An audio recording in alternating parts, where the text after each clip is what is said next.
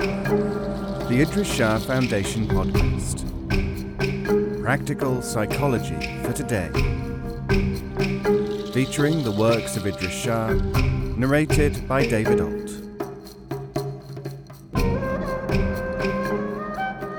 Welcome to the Idries Shah Foundation podcast.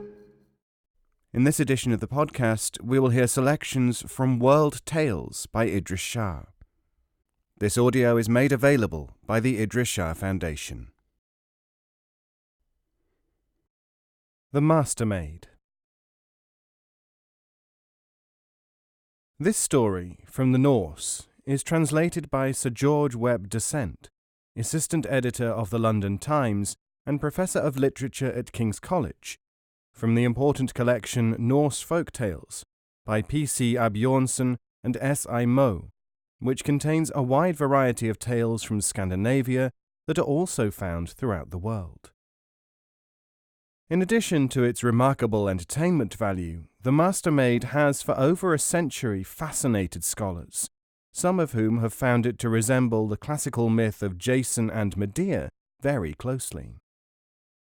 Others have seen in Shakespeare's The Tempest a reflection of its main theme.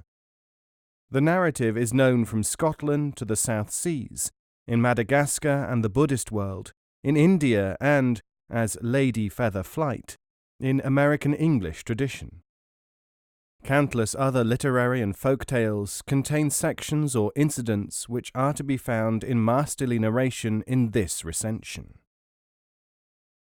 The Aryan and mythological basis of tales was dispersed as a belief by H. Gaydos, 1842 to 1932. He did this by proving, employing the Muller arguments, that the respected Professor Max Muller was himself only an astronomical myth. For good measure, Gaydos, editor of the journal Melusine, also showed that both Muller's German home and Oxford itself were imaginary places. No part of this history of scholarly opinion, fortunately, stands in the way of our enjoyment of this tale. Once upon a time, there was a king who had several sons. The youngest had no rest at home, for nothing else would please him but to go out into the world and try his luck, and after a long time the king was forced to give him leave to go. Now, after he had travelled some days, he came one night to a giant's house, and there he got a place in the giant's service. In the morning the giant went off to herd his goats, and as he left the yard he told the prince to clean out the stable. "And after you have done that, you needn't do anything else today, for you must know it is an easy master to whom you have come. But what is set you to do, you must do well, and you mustn't think of going into any of the rooms which are beyond that in which you slept, for if you do, I'll take your life." "Sure enough, it is an easy master I have got," said the prince to himself, as he walked up and down the room and carolled and sang, for he thought there was plenty of time to clean out the stable. But still it would be good fun just to peep into his other rooms, for there must be something in them which he is afraid I should see, since he won't give me leave to go in. So he went into the first room, and there was a pot boiling on a hook by the wall, but the prince saw no fire underneath it. "I wonder what is inside it," he thought, and then he dipped a lock of his hair into it, and the hair seemed as if it were turned to copper. "What a dainty broth," he said, and he went into the next room. There, too, was a pot hanging by a hook, which bubbled and boiled, but there was no fire underneath that either. "I may as well try that too," said the prince, as he put another lock of hair in the pot, and it came out all silvered. "They haven't such rich broth in my father's house," said the prince, "but it all depends on how it tastes." And with that he went into the third room.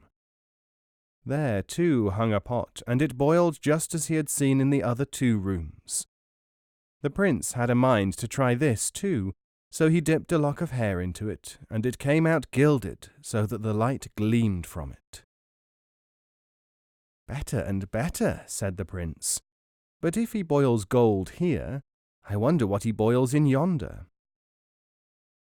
He thought he might as well see, so he went through the door into the 4th room. Well, there was no pot in there, but there was a princess seated on a bench, so lovely that the prince had never seen anything like her in his born days. "Oh, in heaven's name," she said, "what do you want here?" "I got a place here yesterday," said the prince. "A place indeed! Heaven help you out of it." "Well, after all, I think I've got an easy master. He hasn't set me much to do today, for after I have cleaned out the stable my day's work is over."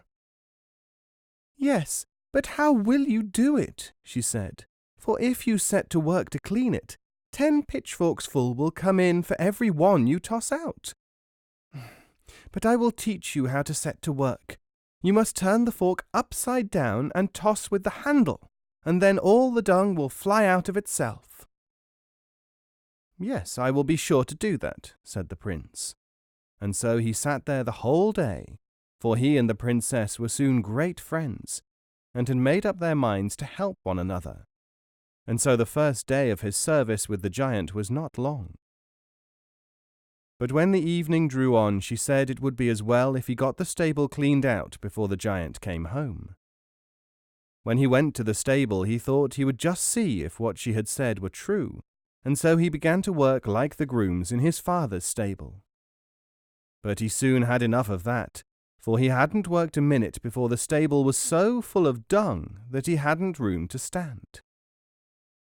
Then he did as the princess bade him, and turned up the fork and worked with the handle, and in a trice the stable was as clean as if it had been scoured. When he had done his work, he went back to the room where the giant had given him leave to be, and began to walk up and down and to carol and sing. So after a bit, home came the giant with the goats. "Have you cleaned the stable?" asked the giant. "Yes, now it's all right, master," answered the prince.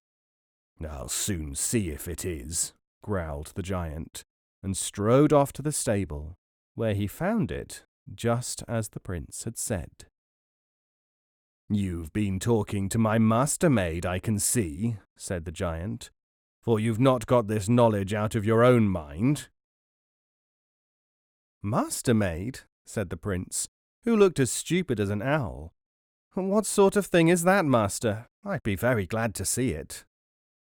"Well, well," said the giant, "you'll see her soon enough."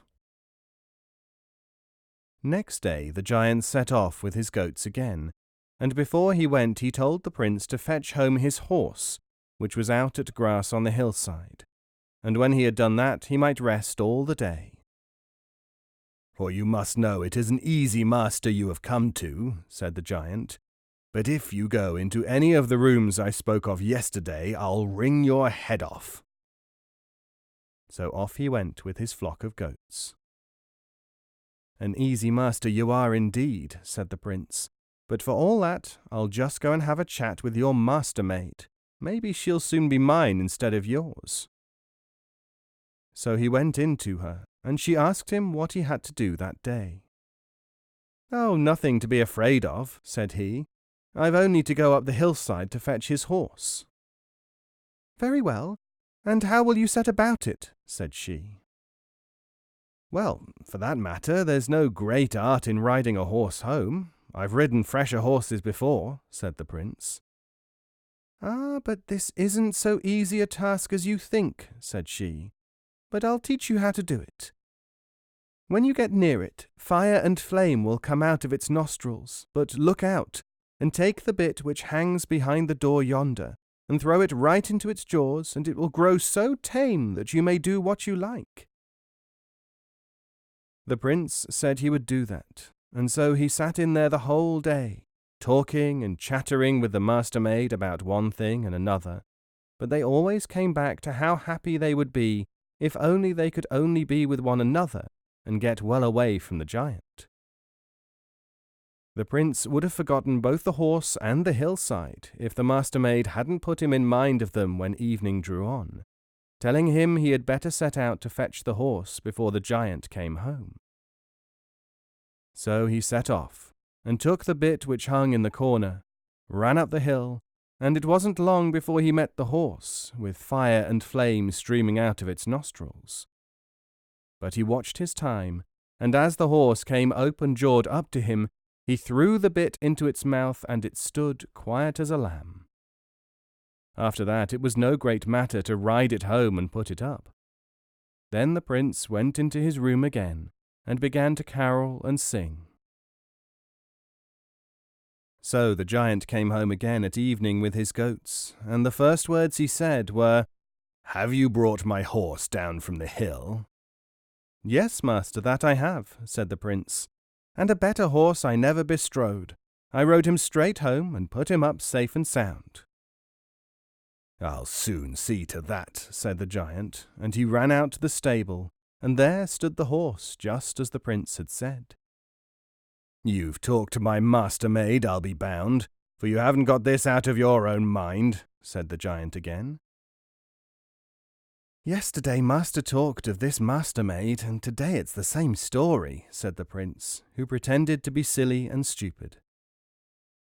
"Why don't you show me the thing at once? I should like to see it only once in my life." "Oh, if that's all," said the giant, "you'll see her soon enough."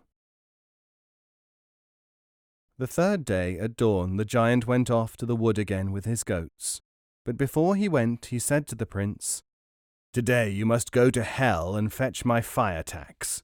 When you have done that you can rest yourself all day, for you must know it is an easy master you have come to." And with that off he went.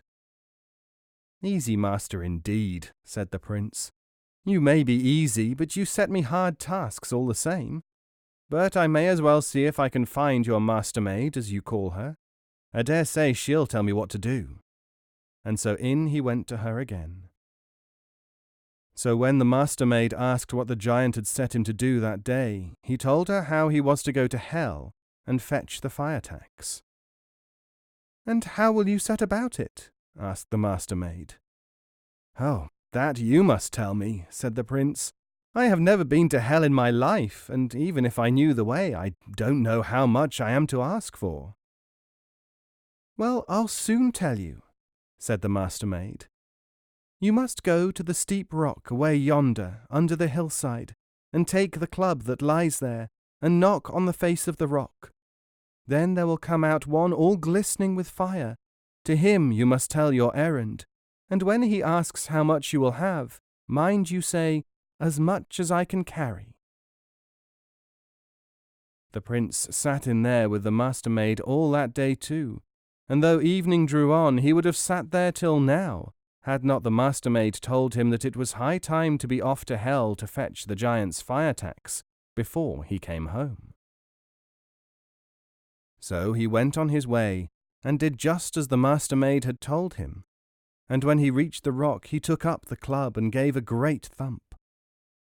Then the rock opened, and out came one whose face glistened, and out of whose eyes and nostrils flew sparks of fire. "What is your will?" said he. "I have come from the giant to fetch his fire tax," said the prince. "How much will you have then?" said the other. "No more than I am able to carry," said the prince. "Lucky for you that you did not ask for a whole horse-load," said he who came out of the rock. "But come now into the rock with me, and you shall have it." So the prince went in with him, and you may fancy what heaps and heaps of gold and silver he saw lying in there just like stones in a gravel pit. He got a load just as big as he was able to carry, and set off home with it. Now, when the giant came home with his goats at even, the prince went into his room and began to carol and sing as he had done the evenings before. "Have you been to hell after my fire tax?" roared the giant. "I have, master," answered the prince. "Where have you put it?" said the giant. "There stands the sack on the bench," said the prince. "I'll soon see to that," said the giant, who strode off to the bench, and there he saw the sack so full that the gold and silver dropped out onto the floor as soon as he untied the string. "You've been talking to my master-maid, that I can see," said the giant. "But if you have, I'll wring your head off." "Master-maid," said the prince. "Yesterday you talked of this master-maid, and today you talk of her again, and the day before yesterday it was the same story. I only wish I could see what sort of thing she is." "Well, well, wait till tomorrow," said the giant, "and then I'll take you to her myself." "Thank you kindly, master," said the prince, "but it's only a joke, I'll be bound." So next day the giant took him to the master-maid, and said to her, "Now you must cut his throat, and boil him in the great big pot, and when broth is ready just give me a call." After that he lay down on the bench to sleep, and began to snore so that it sounded like thunder over hills. So the master-maid took a knife, cut the prince in his little finger, and let 3 drops of blood fall on a 3-legged stool. And after that she took old rags and soles of shoes, and all the rubbish she could lay hands on, and put them into the pot. Then she filled a chest full of ground gold, and took a lump of salt, a flask of water that hung behind the door, and she took, besides, a golden apple, and 2 golden chickens, and off she set with the prince from the giant's house as fast as they could. When they had gone a little way they came to the sea, and after that they sailed in a ship over the sea. When the giant had slumbered a good bit, he began to stretch himself as he lay on the bench, and called out, "Isn't it done yet?" "It is just beginning," said the first drop of blood on the stool. So the giant lay down to sleep again, and slept for a long, long time. Then he began to move about a little again. "Will it soon be ready now?" said he, but he did not look up this time any more than he had done the first time, for he was still half asleep. "Half done," said the second drop of blood, and the giant believed it was the master-maid again, and turned himself on the bench and lay down to sleep once more. When he had slept again for many hours, he began to move and stretch himself. "Is it not done yet?" said he. "It is quite ready," said the third drop of blood. Then the giant rose up and began to rub his eyes, but he couldn't see who it was that was talking to him. So he searched and called for the master-maid, but no one answered. "Ah, well, I dare say she's just run out of doors for a bit," he thought, and took up a spoon and went up to the pot to taste the broth. But he found nothing but shoe soles and rags and such stuff, and it was all boiled up together, so that he couldn't tell which was thick and which was thin. As soon as he saw this, he could tell how things had gone, and he got so angry he scarce knew which leg to stand upon. Away he went after the prince and the master-maid, till the wind whistled behind him, but before long he came to the water and couldn't cross it. "Never mind," he said. "I know a cure for this. I've only got to call on my stream-sucker." So he called on his stream-sucker, and he came and stooped down, and took 1, 2, 3 gulps, and then the water fell so much in the sea that the giant could see the master-maid and the prince sailing in their ship. "Now you must cast out the lump of salt," said the master-maid. So the prince threw it overboard, and it grew up into a mountain so high, right across the sea, that the giant couldn't pass it, and the stream-sucker couldn't help by swilling any more water. "Never mind," cried the giant, "there's a cure for this too." So he called on his hill-borer to come and bore through the mountain, that the stream-sucker might creep through and take another swill. But just as they made a hole through the hill, and the stream-sucker was about to drink, the master-maid told the prince to throw overboard a drop or 2 out of the flask. Then the sea was just as full as ever, and before the stream sucker could take another gulp, they reached the land and were saved from the giant. They made up their minds to go home to the prince's father, but the prince would not hear of the Master-maid's walking, for he thought it seemly neither for her nor for him. "Just wait here 10 minutes," he said, "while I go home after the 7 horses which stand in my father's stall. It is not far, and I shan't be long, but I will not hear of my sweetheart walking to my father's palace." "Ah," said the Master-maid, "don't leave me, for if you once get home to the palace you'll forget me, I know you will." "Oh," said he, "how can I forget you, you with whom I have gone through so much, and whom I love so dearly?" There was no help for it. He went home to fetch the coach and 7 horses, and she was to wait for him by the seaside. So at last the Master-maid was forced to let him have his way.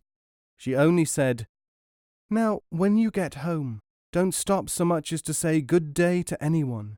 Go straight to the stable and put up the horses, and drive back as quick as you can, for they will all come about you, but act as though you did not see them. Above all things, mind you do not taste a morsel of food, for if you do we shall both come to grief." All this the prince promised, but he thought all the way that there was little fear of his forgetting her. Now just as he came home to the palace, one of his brothers was thinking of holding his bridal feast, and the bride and all her kith and kin had just come to the palace. So they all thronged round him, and asked about this thing and that, and wanted him to go in with them, but he made as though he did not see them, and went straight to the stall and got out the horses. And when they saw they could not get him to go in, they came out to him with meat and drink, and the best of everything they had got ready for the feast. But the prince would not taste so much as a crumb, and got the horses ready as fast as he could.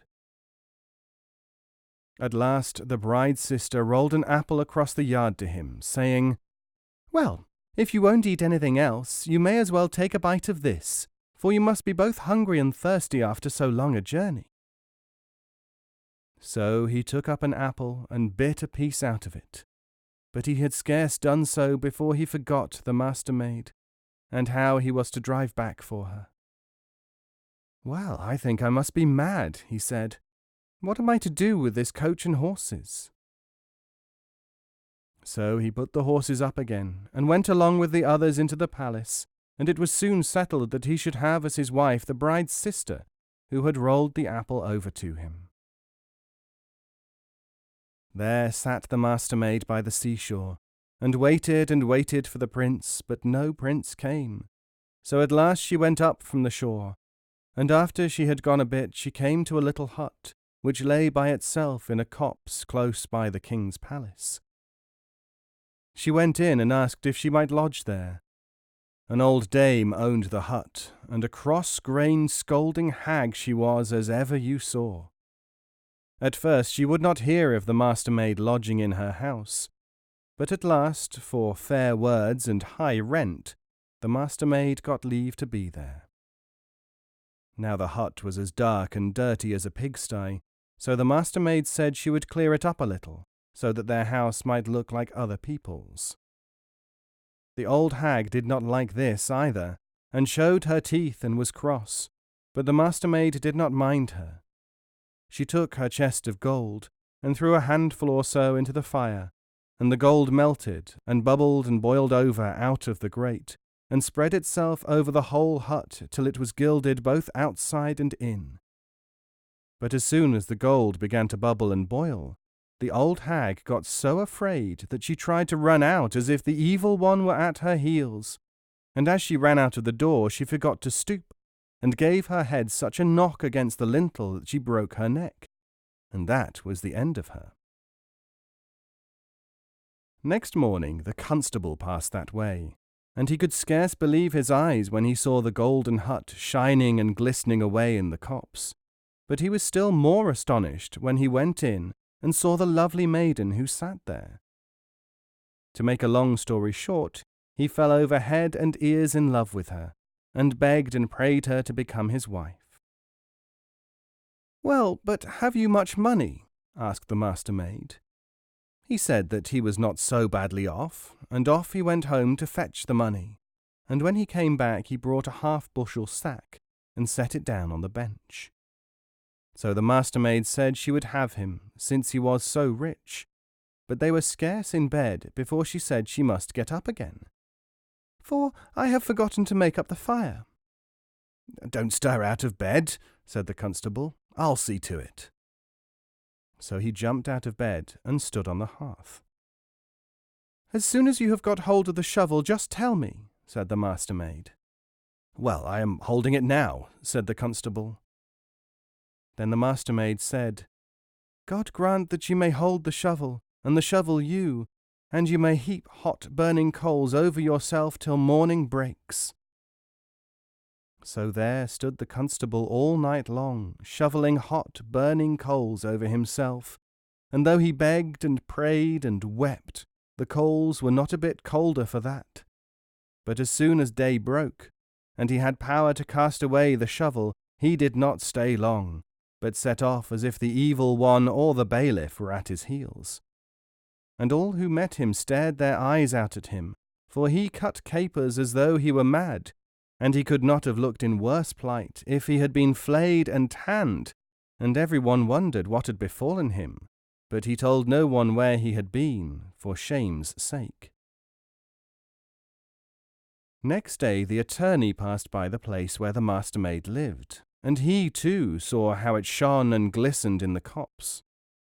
He turned aside to find out who owned the hut, and when he came in and saw the lovely maiden, he fell more in love with her than the constable, and began to woo her in hot haste. Well, the Master-maid asked him, as she had asked the constable, if he had a good lot of money, and the attorney said he wasn't so badly off, and as proof he went home to fetch his money. So he came back with a great fat sack of money, a whole bushel sack, and set it down on the bench. And the long and short of the matter was that he was to have her, and they went to bed. But all at once the Master-maid had forgotten to shut the door of the porch, and she must get up and make it fast for the night. "What? You do that?" said the attorney, "while I lie here? That can never be. Lie still while I go and do it." So up he jumped like a pea on a drumhead, and ran out into the porch. "Tell me," said the Master-maid, "when you have hold of the door-latch." "I've got hold of it now," said the attorney. "God grant then," said the Master-maid, "that you may hold the door, and the door you, and that you may go from wall to wall till day dawns." What a dance the attorney had all night long! Such a waltz he never had before, and I don't think he would much care if he never had such a waltz again. Now he pulled the door forward, then the door pulled him back, and so he went on, and now dashed into one corner of the porch, and now into the other, till he was almost battered to death. At first he began to curse and swear, and then to beg and pray, but the door cared for nothing but holding its own till break of day.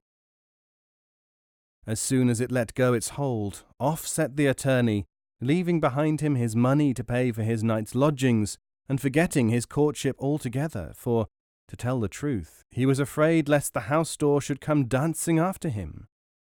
All who met him stared and gaped at him, for he too cut capers like a madman, and he could not have looked in worse plight if he had spent the whole night in butting against a flock of rams. The third day the sheriff passed that way, and he also saw the golden hut, and turned aside to find out who lived there, and he had scarce set eyes on the Master-maid before he began to woo her. So she answered him as she answered the other two. If he had lots of money she would have him, if not he might go about his business. Well, the sheriff said he wasn't badly off, and he would go home and fetch the money. And when he came again he had a bigger sack even than the attorney, it must have been at least 1.5 bushels, and put it down on the bench. So it was soon settled that he was to have the Master-maid, but they had scarce gone to bed before the Master-maid said she had forgotten to bring home the calf from the meadow, so she must get up and drive him into the stall. Then the sheriff swore by all the powers that should never be, and, stout and fat as he was, up he jumped as nimbly as a kitten.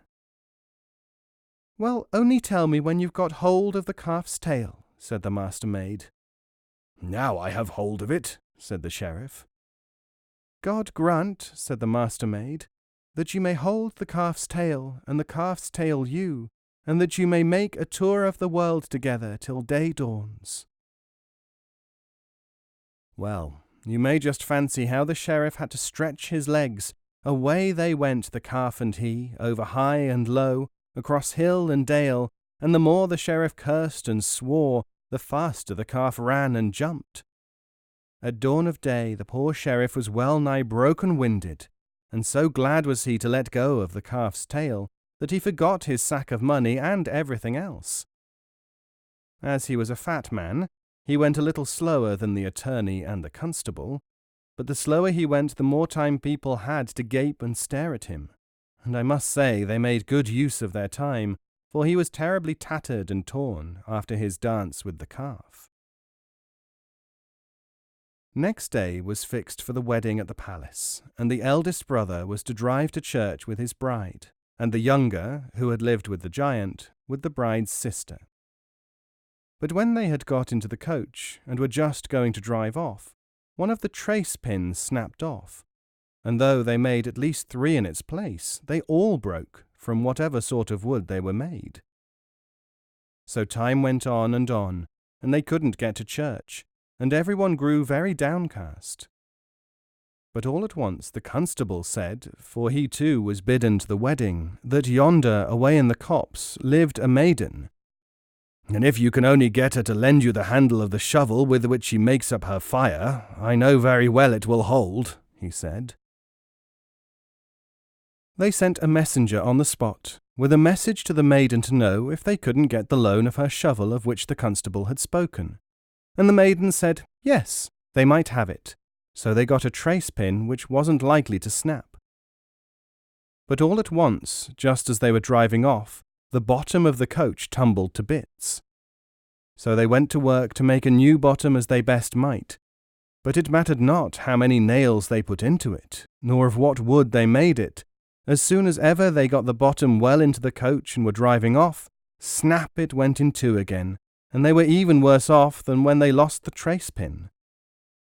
Just then the attorney said, for if the constable was there you may be sure the attorney was there too, "Away yonder in the copse lives a maiden, and if you could only get her to lend you 1/2 of her porch door, I know it can hold together." They sent another message to the maiden, and asked so prettily if they couldn't have the loan of the gilded porch door which the attorney had talked of, and they got it on the spot. So they were just setting out, but now the horses were not strong enough to draw the coach, though there were 6 of them. Then they put on 8 and 10 and 12, but the more they put on, and the more the coachman whipped, the more the coach wouldn't stir an inch. By this time it was far on in the day, and everyone about the palace was in the dumps, for to church they must go, and yet it looked as if they should never get there. So at last the sheriff said that yonder, in the gilded hut in the copse, lived a maiden, and if they could only get the loan of her calf. "I know it can drag the coach, though it were as heavy as a mountain," he said. They all thought it would look silly to be drawn to church by a calf, but there was no help for it, so they had to send a 3rd time, and asked in the king's name if they couldn't get the loan of the calf the sheriff had spoken of, and the master-maid let them have it on the spot, for she was not going to say no this time either. So they put the calf on before the horses, and waited to see if it would do any good. And away went the coach over high and low, and stock and stone, so that they could scarce draw their breath. Sometimes they were on the ground, and sometimes up in the air, and when they reached the church, the calf began to run round and round it like a spinning jenny, so that they had hard work to get out of the coach and into the church. When they went back, it was the same story, only they went faster, and they reached the palace almost before they knew they had set out. Now when they sat down to dinner, the prince who had served with the giant said he thought they ought to ask the maiden who had lent them her shovel handle and porch door and calf to come up to the palace. For, said he, if we hadn't got these 3 things, we should have been sticking here still. The king thought that only fair, so he sent 5 of his best men down to the gilded hut to greet the maiden from the king, and to ask her if she would be so good as to come up and dine at the palace. "Greet the king from me," said the master-maid, "and tell him if he's too good to come to me, so am I too good to go to him." So the king had to go himself, and then the master-maid went up with him without more ado, and as the king thought she was more than she seemed to be, he sat her down in the highest seat by the side of the youngest bridegroom. Now, when they had sat a little while at table, the master-maid took out her golden apple, and the golden cock and hen, which she had carried off from the giant, and put them down on the table before her. And the cock and hen began at once to peck at one another, and to fight for the golden apple. "Look," said the prince, "see how those 2 strive for the apple." "Yes," said the master-maid, "so we 2 strove to get away that time when we were together on the hillside." Then the spell was broken, and the prince knew her again, and how glad he was. But as for the witch who had rolled the apple over to him, he had her torn to pieces between 24 horses, so that there was not a bit of her left. After that they held the wedding in real earnest, and though they were still stiff and footsore, the constable, the attorney, and the sheriff kept it up with the best of them.